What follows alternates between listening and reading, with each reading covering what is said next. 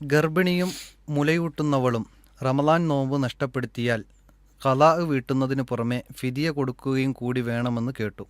ഇത് ശരിയാണോ? ഇതിനുള്ള വിശദീകരണം പ്രതീക്ഷിക്കുന്നു. ഇവിടെ നമ്മൾ മനസ്സിലാക്കേണ്ടുന്ന ഒരു കാര്യം, കർമ്മശാസ്ത്ര രംഗത്ത് ഇന്ന് പ്രശസ്തമായ ഒരുപാട് മദ്ഹബുകളുണ്ടല്ലോ, പ്രത്യേകിച്ച് 4 മദ്ഹബുകൾ. അതിനു പുറമെയും മദ്ഹബുകളുണ്ട്. ഈ മദ്ഹബുകൾ ചിലത് ഖളാ വീട്ടുന്നതോടൊപ്പം തന്നെ അവർ അതിന് ഫിദിയ കൂടി നൽകണം എന്ന് പറഞ്ഞവരുണ്ട്. ഇപ്പോൾ റസൂലുള്ളാഹി സ്വല്ലല്ലാഹു അലൈഹി വസല്ലമയുടെ ഹദീസുകൾ നോക്കുന്ന സമയത്ത് നമുക്ക് അങ്ങനെ ഒരു ഫിദിയയെ സംബന്ധിച്ച് പറയുന്നില്ല. മാത്രമല്ല, ഇബ്നു അബ്ബാസ് റളിയല്ലാഹു അൻഹുവിനെ പോലുള്ള സ്വഹാബത്തിൻ്റെ കൂട്ടത്തിലെ പ്രഗത്ഭരായ പണ്ഡിതന്മാർ അവർ ഗർഭിണിയും അതുപോലെ തന്നെ കുഞ്ഞുങ്ങൾക്ക് പാലൂട്ടുന്ന, അതായത് കുഞ്ഞുങ്ങൾ ഉമ്മയുടെ മുലപ്പാൽ മാത്രം അവലംബിച്ച് കഴിയുന്ന ആ ഒരു സമയമുണ്ടല്ലോ, പ്രധാനമായും മുലപ്പാലിനെ ആധാരമാക്കുന്ന, ആശ്രയിച്ച് കഴിയുന്ന കുട്ടികൾ, ആ ഒരു സമയത്ത് കുട്ടികൾക്ക് എന്തെങ്കിലും പ്രയാസമുണ്ടാകുമെന്ന് ഭയപ്പെടുന്ന, അതേപോലെ തന്നെ ശരീരത്തിന് എന്തെങ്കിലും കുട്ടിക്ക് പാലൂട്ടുകയും അതോടൊപ്പം തന്നെ നോമ്പെടുക്കുകയും ചെയ്യുമ്പോൾ, അതുപോലെ തന്നെ ഗർഭിണിയായിരിക്കുന്ന സമയത്ത് നോമ്പെടുക്കുക എന്ന് പറയുന്നത്, പ്രത്യേകിച്ച് ഗർഭത്തിൻ്റെ ആദ്യ സമയങ്ങളിലൊക്കെ നോമ്പെടുക്കുക എന്ന് പറയുന്നത് വലിയ പ്രയാസമായിരിക്കും. ആ സമയത്ത് അവരെ സംബന്ധിച്ചിടത്തോളം നോമ്പ് എടുക്കേണ്ടതില്ല, ഫിദിയ മാത്രം നൽകിയാൽ മതി എന്ന് ഇബ്നു അബ്ബാസ് റളിയല്ലാഹു അൻഹുവിനെ പോലുള്ള പണ്ഡിതന്മാർ പറഞ്ഞിട്ടുണ്ട്. അപ്പോൾ ഈ വിഷയത്തെ സംബന്ധിച്ച് ഇങ്ങനെ പഠിക്കുന്ന സമയത്ത് ഏറ്റവും ശരിയായിട്ടുള്ള ഒരു അഭിപ്രായമായിട്ട് നമുക്ക് കാണാൻ കഴിയുന്നത്, അള്ളാഹുവിൻ്റെ റസൂൽ സല്ലല്ലാഹു അലൈഹി വസല്ലം പഠിപ്പിച്ചു തന്നതനുസരിച്ച് നമുക്ക് മനസ്സിലാക്കാൻ പറ്റുന്നത്, രോഗിയുടെ ഗണത്തിലാണ് ആര് പെടുന്നത്? മുലയൂട്ടുന്ന സ്ത്രീയാകട്ടെ, അതുപോലെ തന്നെ ഗർഭിണിയാകട്ടെ. കാരണം അവർക്ക് സാധ്യമല്ലല്ലോ, ശാരീരികമായിട്ടുള്ള അവരുടെ ബുദ്ധിമുട്ടാണല്ലോ കാരണം. അപ്പോൾ രോഗികളോടാണ് ഇവർക്ക് സാദൃശ്യമുള്ളത്. ഈ രോഗികളെ സംബന്ധിച്ചിടത്തോളം ഇസ്ലാമിൻ്റെ വിധി എന്താണ്? അതേ വിധി തന്നെയായിരിക്കും ഇവർക്കും ഉണ്ടാവുക.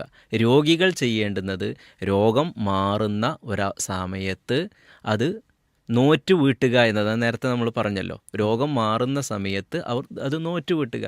അപ്പോൾ ഒരു ഗർഭിണിയെ സംബന്ധിച്ചിടത്തോളം അവരുടെ പ്രസവം കഴിഞ്ഞ് കുട്ടി പ്രധാനമായും പാലിനെ മാത്രം ആശ്രയിച്ച് നിൽക്കുന്ന ആ ഒരു സമയം കഴിഞ്ഞ് ഇടവിട്ട ദിവസങ്ങളിൽ അവർക്ക് നോറ്റുവീട്ടാവുന്നതാണ്. അതേപോലെ തന്നെ കുഞ്ഞുങ്ങൾക്ക് പാലൂട്ടുന്ന ഉമ്മമാരാണ് എങ്കിൽ കുട്ടികൾ മറ്റു ഭക്ഷണം കൂടി കഴിക്കാൻ തുടങ്ങുന്ന ഒരു സമയത്ത് അവർക്ക് നോറ്റുവീട്ടാവുന്നതാണ്. അങ്ങനെ നോറ്റുവീട്ടുക അത് തുടർച്ചയായിട്ട് തന്നെ ചെയ്യേണ്ട ആവശ്യമില്ലല്ലോ. ഓരോ ദിവസങ്ങളിലായിട്ട് ഒരു ദിവസം നോറ്റ്, പിന്നെ 2-3 ദിവസം അവരുടെ സൗകര്യത്തിനനുസരിച്ച് ഒഴിവാക്കി, എന്നിട്ട് വീണ്ടും നോമ്പ് നോറ്റ്, ആ രൂപത്തിൽ നോറ്റ് വീട്ടിയാൽ മതി. റമളാനിൽ എന്ന് പറഞ്ഞാൽ തുടർച്ചയായിട്ടാണല്ലോ നോമ്പ്, അതിൻ്റേതായ പ്രയാസങ്ങളുണ്ടാകും. അപ്പോൾ അവർക്ക് എന്ത് ചെയ്യാം? നോമ്പ് ഒഴിവാക്കി പിന്നീടുള്ള ദിവസങ്ങളിൽ നോറ്റ് വീട്ടുകയാണ് ചെയ്യേണ്ടുന്നത്. അതാണ് ഏറ്റവും ശരിയായ ഈ വിഷയത്തിലുള്ള അഭിപ്രായമായിട്ട് നമുക്ക് കാണാൻ കഴിയുന്നത്. ചിലർ സ്വന്തം ശരീരത്തിന് കേടുണ്ട് എന്ന് വിചാരിച്ചാൽ അവർ നോമ്പ് നോറ്റ് വീട്ടിയാൽ മതി എന്ന് പറഞ്ഞവരുണ്ട്. അല്ല, കുട്ടിക്ക് എന്തെങ്കിലും പറ്റും എന്ന് ഭയപ്പെടുകയാണ് എങ്കിൽ അവർ നോമ്പ് നോറ്റുവീട്ടിയതോടൊപ്പം തന്നെ ഒരു നോമ്പിനുള്ള ഫിദിയ കൂടി കൊടുക്കണമെന്ന് പറഞ്ഞവരുണ്ട്.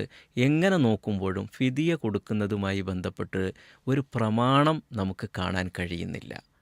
പ്രമാണത്തിലുള്ളതാണല്ലോ ദീന്, ശരീഅത്ത് അല്ലെങ്കിൽ ഇബാദത്ത് എന്നൊക്കെ പറയുന്നത്. അതിൻ്റെ അടിസ്ഥാനം ശറഇൻ്റെ നിയമങ്ങളിൽ കാണുന്ന അല്ലെങ്കിൽ പ്രമാണങ്ങളിൽ കാണുന്നതാണ് നമ്മൾ സ്വീകരിക്കേണ്ടത്.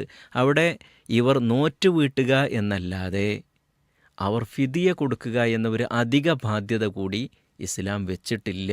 അതിന് പ്രമാണങ്ങൾ തെളിവില്ല എന്ന് നമ്മൾ മനസ്സിലാക്കുക. അതുകൊണ്ട് നോറ്റുവീട്ടിയാൽ മാത്രം മതിയാകുന്നതാണ്. വല്ലാഹു അലം. ജസാക്കല്ലാഹു ഖൈർ.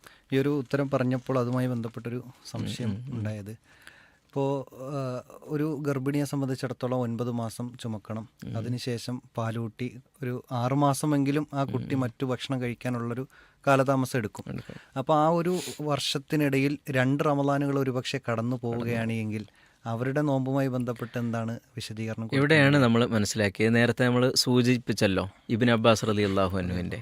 അപ്പോൾ ഇബ്നു അബ്ബാസ് റളിയല്ലാഹു അൻഹുവിൻ്റെ ആ ഒരു വീക്ഷണം വളരെ ശരിയായ ഒരു വീക്ഷണം തന്നെയായിരിക്കും ഇത്തരം ഘട്ടങ്ങളിൽ.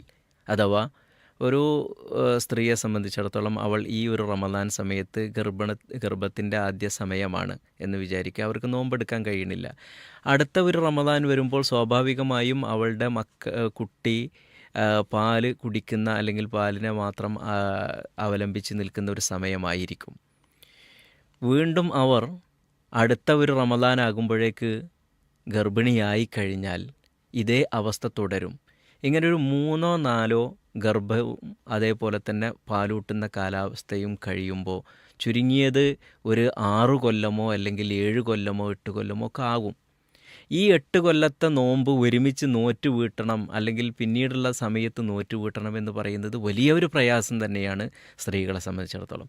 അതുകൊണ്ട് ഇത്തരം ഘട്ടങ്ങളിൽ, പ്രയാസകരമായി വരുന്ന ഘട്ടങ്ങളിൽ ഇബ്നു അബ്ബാസ് റളിയല്ലാഹു അൻഹു പറഞ്ഞതുപോലെ തന്നെ നമുക്ക് ആ ഒരു നിയമം എടുത്തുകൊണ്ട്, അഥവാ ഓരോ ദിവസത്തെ നോമ്പിന് ഒരു അഗതിക്ക് ഭക്ഷണം നൽകുക എന്ന, ഫിദിയ നൽകുക എന്ന, അതിൻ്റെ അളവ് പറയുന്നത് ഒരു മുദ്ദ് എന്നാണ്. ഒരു മുദ്ദ് എന്ന് പറഞ്ഞാൽ 2 കൈകൾ കൂട്ടിപ്പിടിച്ച് അതിൽ വെക്കുന്ന, ഒരു ഒത്ത കൈകൾക്ക് 2 കൈകൾ കൂട്ടിപ്പിടിച്ച് അതിൽ കൊള്ളുന്ന ധാന്യം. സാധാരണയായിട്ട് ഒരു 750 ഗ്രാം അരി, അതല്ലെങ്കിൽ ഒരു 800 ഗ്രാം അരി ഒക്കെയാണ് സാധാരണയായിട്ട് കണക്കാക്കുക. ഇതാണ് ഒരാൾക്ക് ഭക്ഷണമായിട്ട് ഓരോ ദിവസത്തെ നോമ്പിനും കൊടുക്കേണ്ടത്. അത് അങ്ങനത്തെ ഒരു പ്രയാസത്തിൻ്റെ ഘട്ടത്തിൽ ആ ഒരു നിയമം എടുക്കാം. അല്ലാതെ സാധാരണയായിട്ട് ഒരു റമദാൻ കാലം അല്ലെങ്കിൽ 2 റമദാൻ കാലമൊക്കെ വിട്ടുപോകുന്നത് അത് ആ സ്ത്രീയെ സംബന്ധിച്ചിടത്തോളം അതിന് ശേഷമുള്ള സമയത്ത് നോറ്റ് വീട്ടുകയും ചെയ്യാം. അതാണ് ഏറ്റവും ശരിയായിട്ടുള്ളത് എന്ന് നമുക്ക് മനസ്സിലാക്കാൻ കഴിയും. അല്ലാഹു അലം. ജസാക്കല്ലാഹ് ഖൈർ.